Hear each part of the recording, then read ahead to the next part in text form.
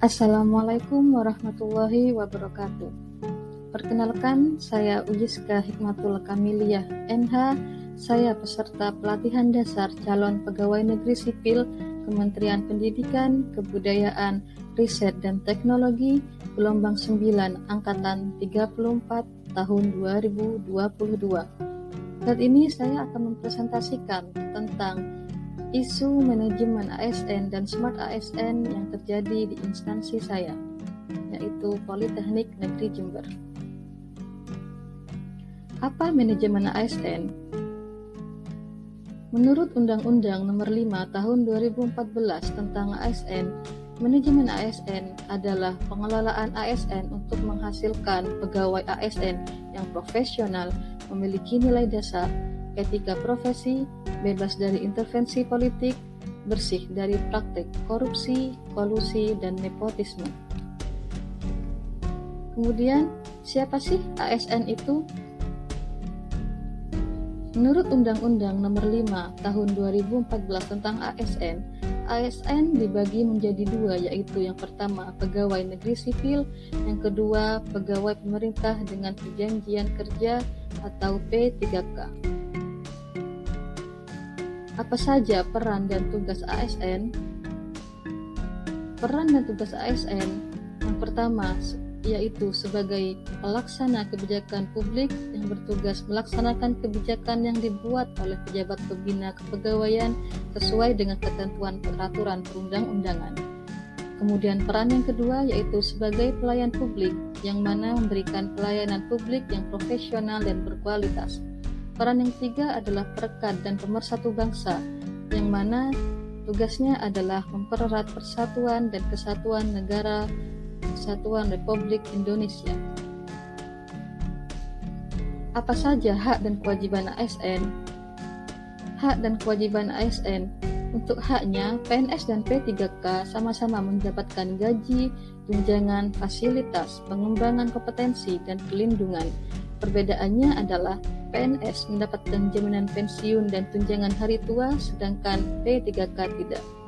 Untuk kewajibannya, yaitu setia dan taat pada Pancasila, Undang-Undang Dasar 1945, dan NKRI, menaati ketentuan perundang-undangan, menjaga persatuan dan kesatuan bangsa, melaksanakan kebijakan yang dirumuskan pejabat pemerintah yang berwenang, melaksanakan tugas kedinasan dengan penuh pengabdian, kejujuran, kesadaran, dan tanggung jawab, menunjukkan integritas dan keteladanan dalam sikap, perilaku, ucapan, dan tindakan kepada setiap orang, baik di dalam maupun di luar kedinasan.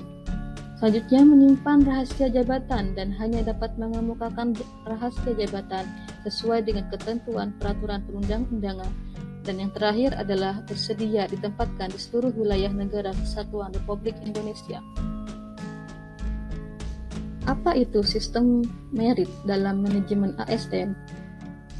Sistem merit merupakan kebijakan dan manajemen ASN yang berdasarkan pada kualifikasi, kompetensi, dan kinerja secara adil, wajar, dengan tanpa membedakan latar belakang politik, ras, warna kulit, agama, asal-usul, jenis kelamin, status pernikahan, umur, atau kondisi kecacatan. Berikut adalah nilai-nilai dari Smart ASN, yaitu integritas, nasionalisme, profesionalisme, berwawasan global, menguasai IT dan bahasa asing, berjiwa hospitality, berjiwa entrepreneurship, dan memiliki jaringan yang luas. Kemudian selanjutnya yaitu identifikasi isu yang terjadi di Politeknik Negeri Jember jurusan Bahasa Komunikasi dan Pariwisata, program studi destinasi pariwisata. Terdapat 3 isu. Yang pertama yaitu belum adanya standar operasional prosedur atau SOP laboratorium kepariwisataan atau studio pariwisata di program studi destinasi pariwisata Politeknik Negeri Jember. Kemudian isu yang kedua adalah belum adanya bahan ajar untuk membuka wawasan mahasiswa tentang manajemen pelayanan jasa pariwisata di program studi destinasi pariwisata Politeknik Negeri Jember. Isu yang ketiga adalah belum adanya standar operasional prosedur atau SOP di ruang reading corner jurusan Bahasa Komunikasi dan Pariwisata Politeknik Negeri Jember. Kemudian, dari beberapa isu yang telah diidentifikasi tersebut, maka selanjutnya perlu dianalisis kelayakan pemecahannya dengan menggunakan teknik tapisan APKL, yaitu teknik yang mana menganalisis dari segi aktual, problematik, kehalayakan, dan layak. Dari isu-isu tersebut dapat dilihat bahwa terdapat dua isu yang memenuhi syarat, yaitu yang pertama, belum adanya bahan ajar untuk membuka wawasan mahasiswa tentang manajemen pelayanan jasa pariwisata di program studi destinasi pariwisata Politeknik Negeri Jember. Kemudian isu yang kedua yaitu belum adanya standar operasional atau SOP di ruang reading corner jurusan Bahasa Komunikasi dan Pariwisata Politeknik Negeri Jember. Kemudian dari dua isu yang memenuhi syarat tersebut, selanjutnya dianalisis dengan menggunakan teknik analisis USG untuk mencari isu prioritas. Jadi dari dua isu tersebut, ketika dianalisis menggunakan teknik USG ini, yaitu dari segi urgency, seriousness, dan growth, maka isu yang pertama yaitu belum adanya bahan ajar untuk membuka wawasan mahasiswa tentang manajemen pelayanan jasa pariwisata di program studi destinasi pariwisata Politeknik Negeri Jember mendapatkan nilai interval yang masing-masing 5 dengan total 15, yaitu dari sini dapat kita lihat bahwa isu yang pertama menjadi prioritas yang akan dibahas, itu. Kemudian selanjutnya, ketika dianalisis menggunakan diagram fishbone dari segi belum optimalnya dosen dalam membuat bahan ajar. Kemudian dari manajemen, diketahui bahwa program studi destinasi pariwisata ini merupakan program studi baru dan masih dalam tahap melengkapi bahan ajar. Untuk metodenya, belum adanya bahan ajar yang dapat dipakai.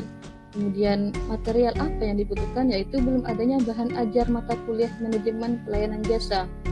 Kemudian dari sini dapat diambil kesimpulan bahwa selanjutnya akan dibahas tentang belum adanya bahan ajar mata kuliah manajemen pelayanan jasa untuk dijadikan rancangan aktualisasi. Dan untuk selanjutnya, bagaimana sih dampak jika isu tersebut berlanjut? Ada 3 dampak. Yang pertama, program studi tidak memiliki bahan ajar pasti mata kuliah manajemen pelayanan jasa. Kemudian yang kedua, proses belajar mengajar mata kuliah manajemen pelayanan jasa bagi mahasiswa destinasi pariwisata Politeknik Negeri Jember berjalan tidak maksimal.